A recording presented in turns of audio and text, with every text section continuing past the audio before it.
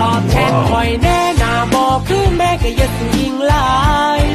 เด็ดหมดหรือบ่สบายแบตเสื่อมหรือ Wi-Fi มีปัญหาคุณแม่คุณพ่อไม่ได้หนักใจนะมาเรียนที่นี่คุณพ่อคุณแม่ไว้ใจถามว่าเรียนเก่งไหม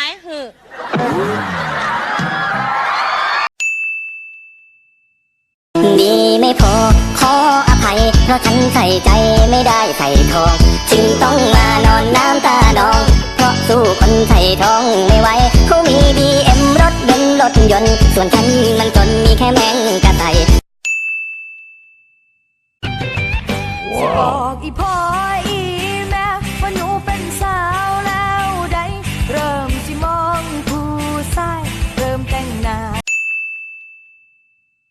เด็กอ้วนมันดูไม่ดีงั้นเป็นเด็กพี่ได้ไหมเบื่อไหมที่ต้องทนเหงามาเป็นแฟนเราก็ได้